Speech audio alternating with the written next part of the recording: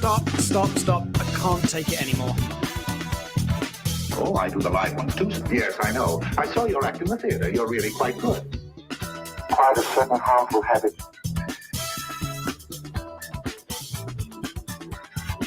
Stop it now, I need it. Yeah.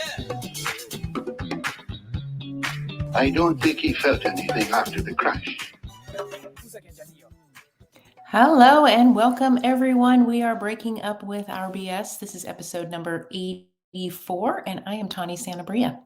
And I am JDK Winnikin. We are here once again to debunk the junk, all those stories that we make up about our emotional states that we don't really need to, because they make things so much more stressful and difficult than we really want them to be or need them to be. And so this is what we are about every single week. So thank you so much out there for joining us. If you're listening live, good morning. I hope you're enjoying your cup of coffee.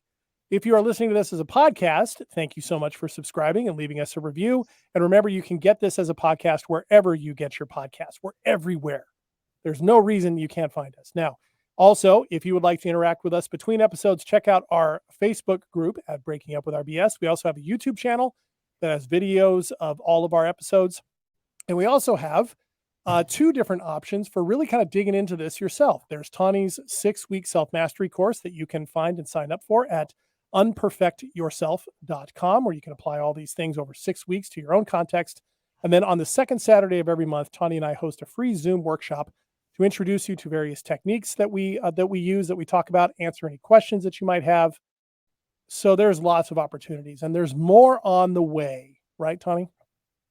Absolutely. Always more on the way. I do have to tell you one thing, though, I found so funny, completely unrelated to anything we're doing, but Okay. I have, it's an opportunity to talk about my 2-year-old grandbaby. So I discovered last week that he absolutely loves the musical intro to our podcast. Oh. I had to play it over and over and over. He gets his shoulders in, he is grooving, and he thinks when he hears the stop, he laughs so hard.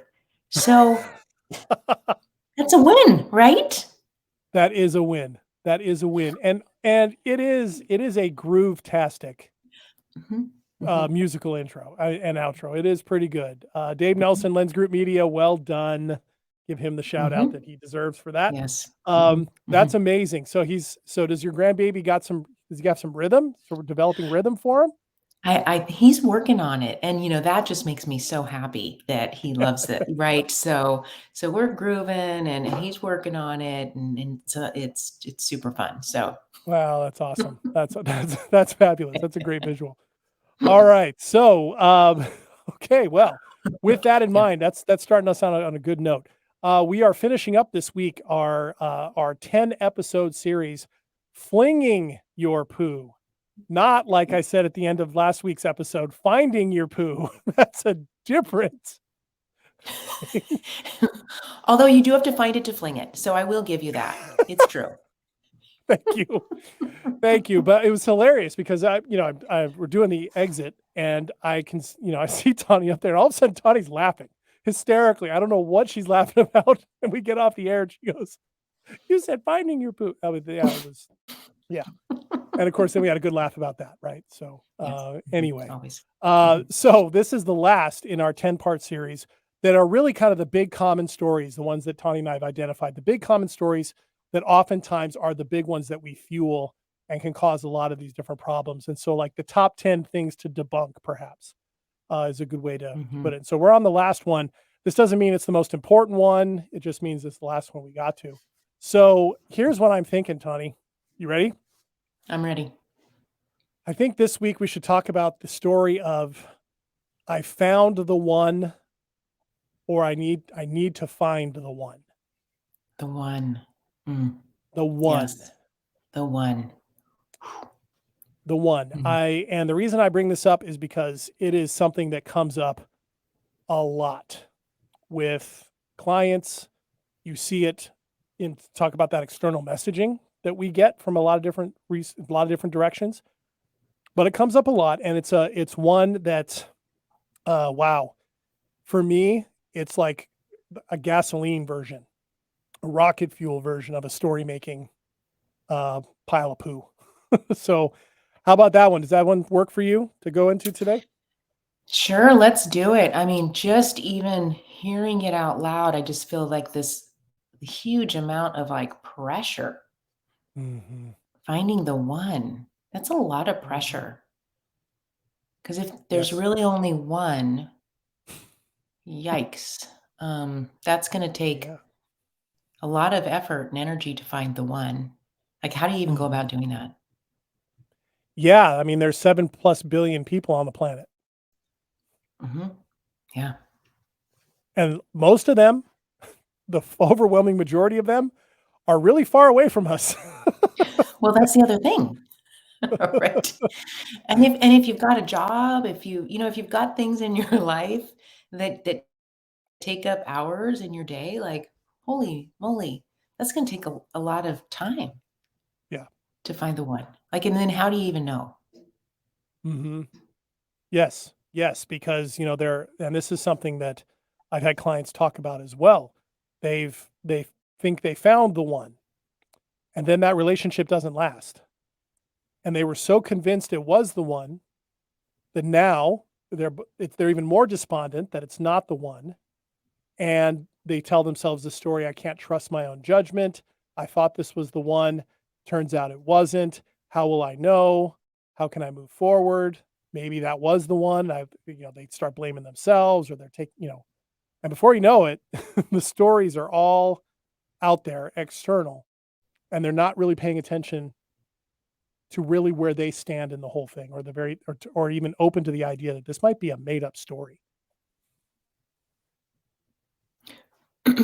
Well, okay, so the the need to find the one is a conditioned story, Mhm. right? Because that there could be lots of choices. Um, Certainly, if we're looking for somebody that we can live with for the rest of our lives, that's a different sort of expectation and a different size of pressure. Well, I'm just looking for somebody I can live with for the rest of my life, right? There's gotta be a handful of those guys out there, It's only a few. right? Right, right, as opposed to the one, Right. right? But So we that's set not nearly as ourselves but see, up. that's the thing.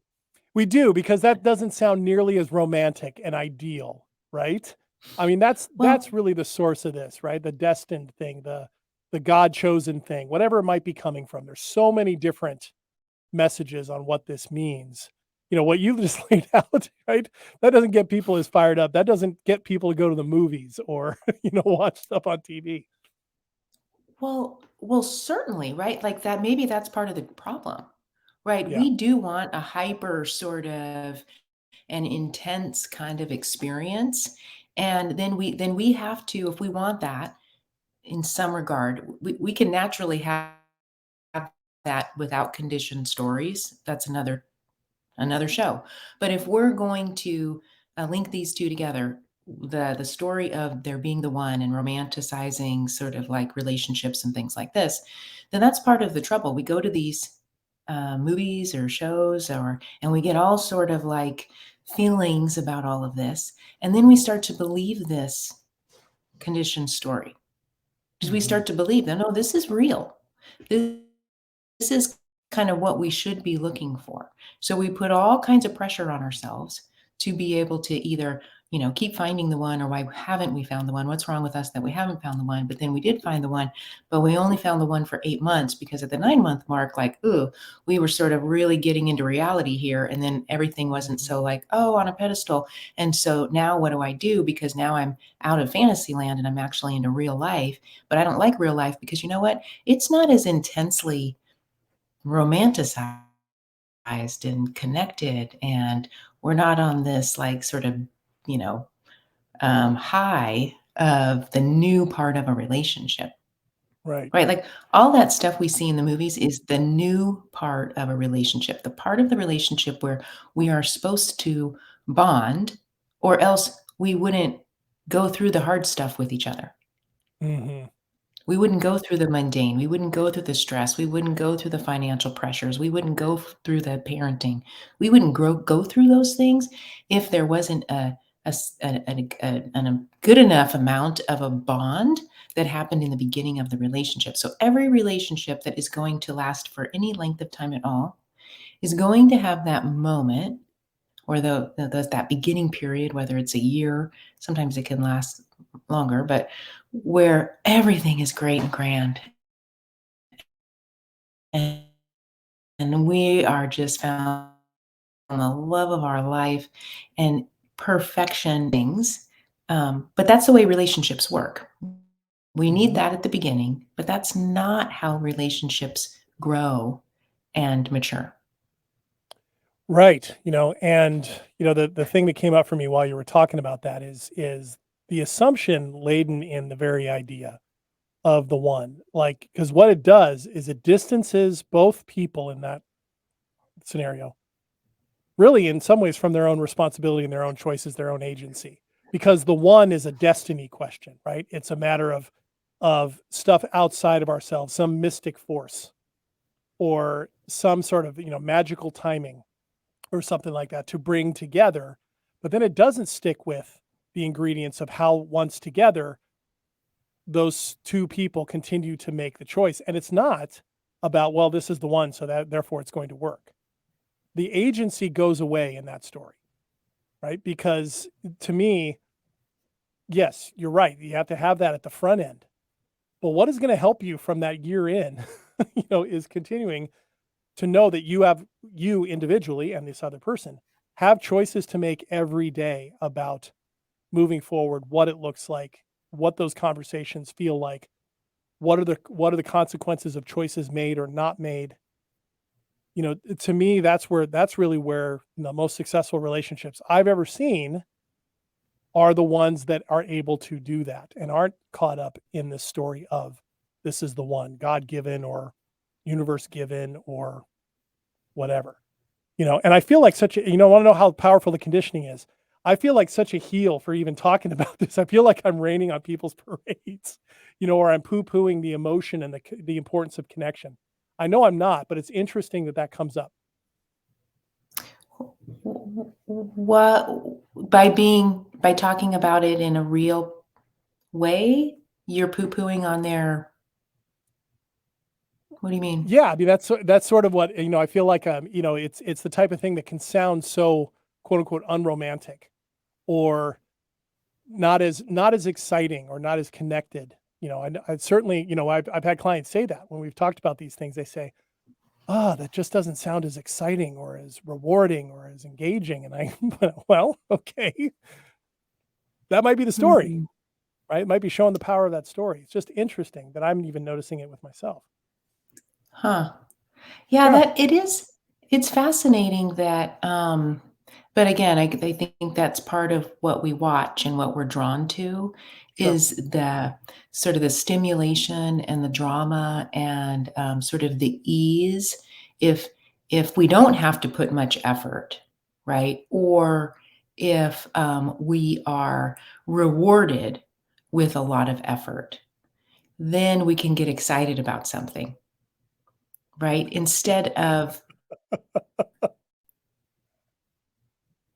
In, instead of coming into real life, right? And real life is complex. Mhm. So as a relationship matures, it doesn't get the excitement or the if you go to Disneyland every single day, at some point at Disneyland, you're just like, okay, I've done everything here. I'm kind of bored, right? Yeah. So nothing, the excitement is about the new things Hmm. in Hmm. our life, Hmm. right? Excitement isn't intended to be a state that we just experience 24/7 because we're humans and we have the whole range of emotions Hmm. unless we're trying to get away from certain emotions that we don't like because we've been taught to do this, Yes. right? So then we put a lot of pressure on ourselves that this is supposed to be this exciting sort of, and then we feel bad, like you just said, you just talked about, like, feeling bad about, like, squashing that, Yeah, right? Well, you're not squashing it. You're right, not life doesn't allow for it, right. Yeah.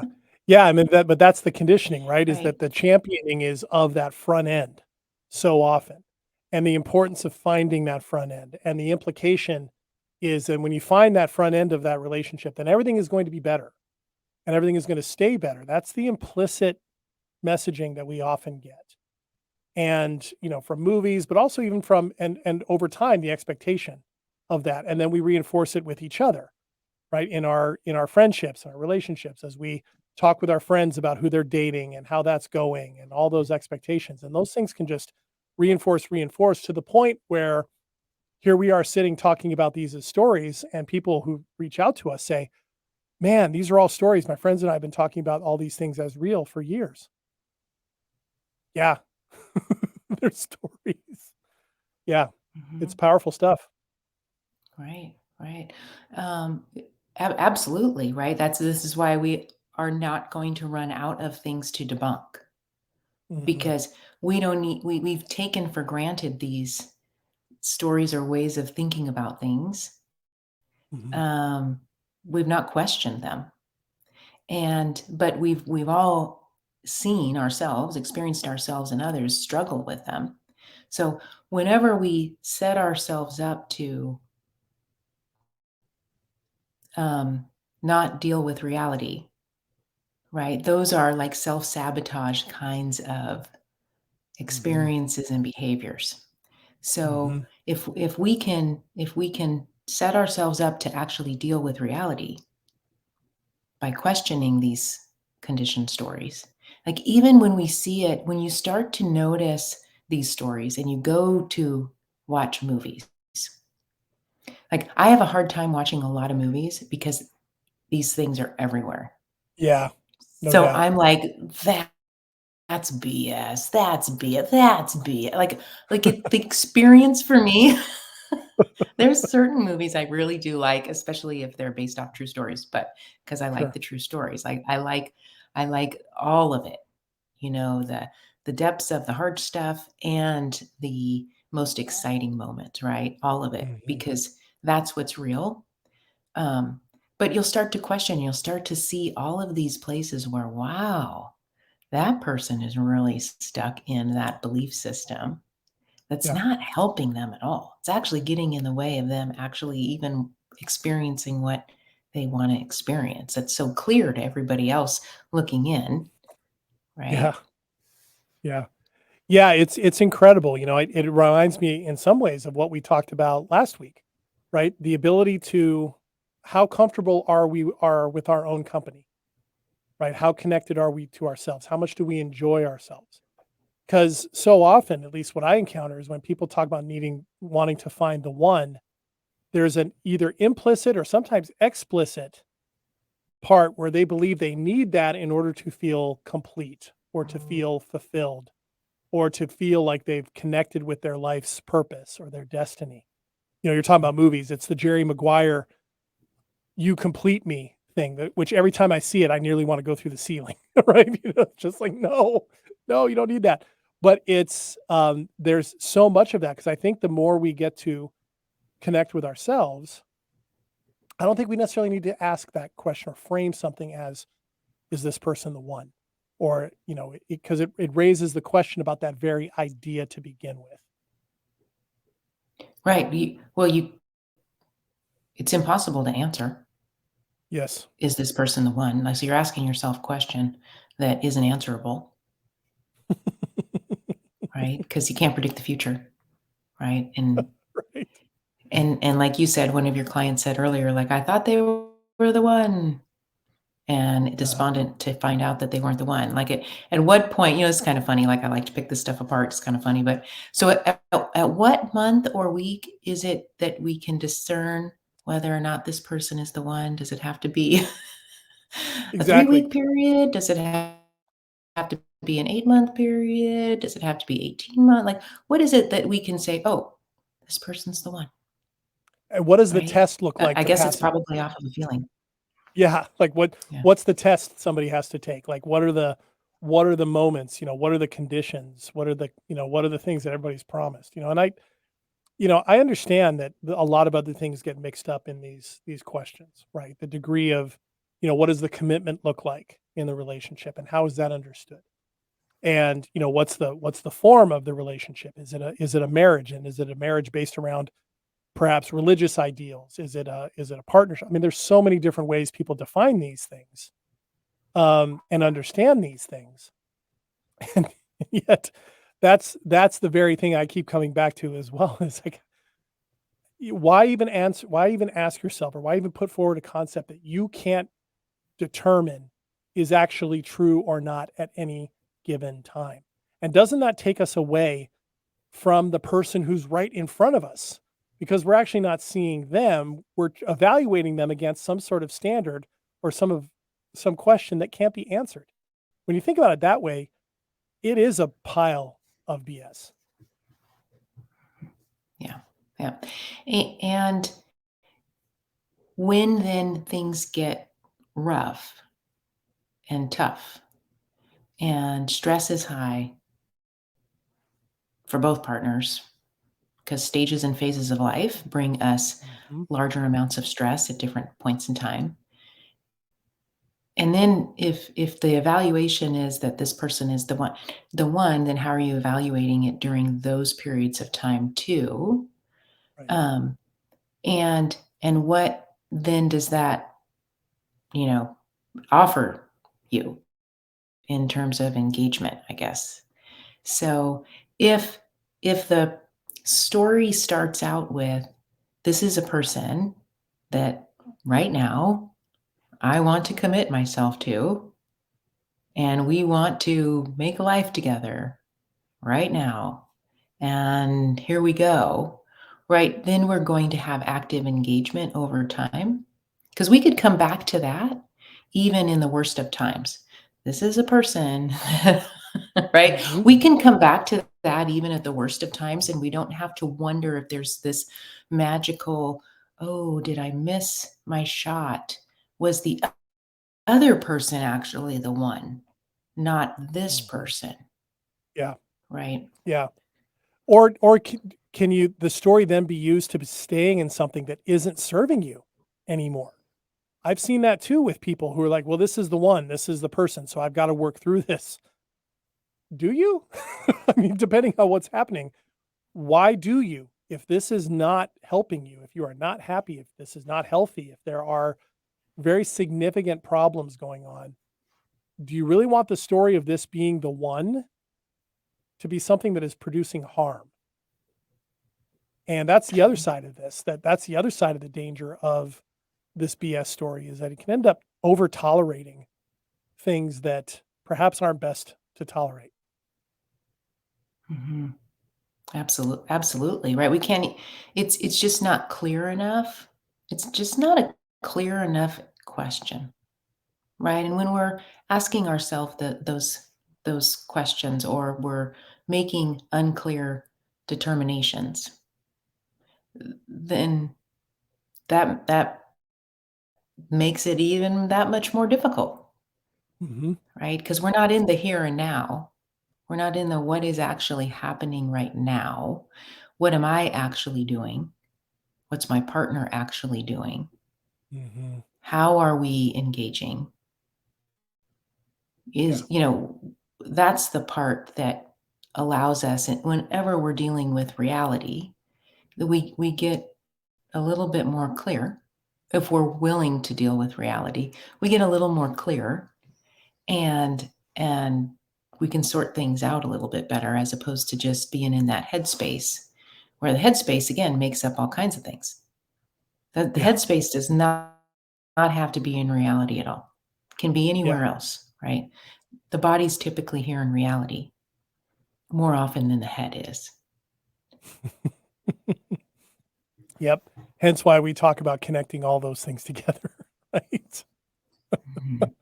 Because then we're in the now. And the way I think about it too, as we come up on time here, the way I tend to think about it more is, imagine the overall health and satisfaction and connection in a relationship that day by day understands wherever that reality is, and they engage in it from that standpoint, and they continue to build it, invest in it from a position of reality. That's an amazing prospect to me, so much more so than just the idea of somebody being the one or not, right? Takes it out of the realm of mythology and puts it in the realm of reality with proven evidence that in this relationship, these people are still investing from a position of reality and choosing these things. That's super powerful. And oftentimes when clients talk about that, or I posit that up in front of them, that becomes a lot more interesting. Right, because that's what's really going on. Right? Right. When we let ourselves be in reality, it actually is more interesting than when we take ourselves out of it and we go to these, other places in our minds that offer a lot of stimulation, right? Well, reality is actually quite amazing. It is. And that requires sort of recognizing that it's going to have the whole bandwidth of stuff. And that's what makes it amazing. Yeah. Yeah. Yeah. Well, we could continue to go on this, and I'm sure it'll come up at some point in the future time, but we gotta call it for this week. We do. Yeah. Yep. All right. So there we go. The Flinging Your Poo series is in the books, everyone. We will thank you so much for that, and be sure to look back on all these 10 and see which ones apply to you. And you can reach out to us at our Facebook page. If you have any comments or any questions about that, we'd love to hear from you. And again, thank you so much for joining us for this week's episode. We will be back next week with more stuff to debunk because there's plenty of junk and it's an ongoing process. Until then, I am JDK Winnikin. And I am Tawny Santabria. Thanks, everybody. Fling that poo. Thank you.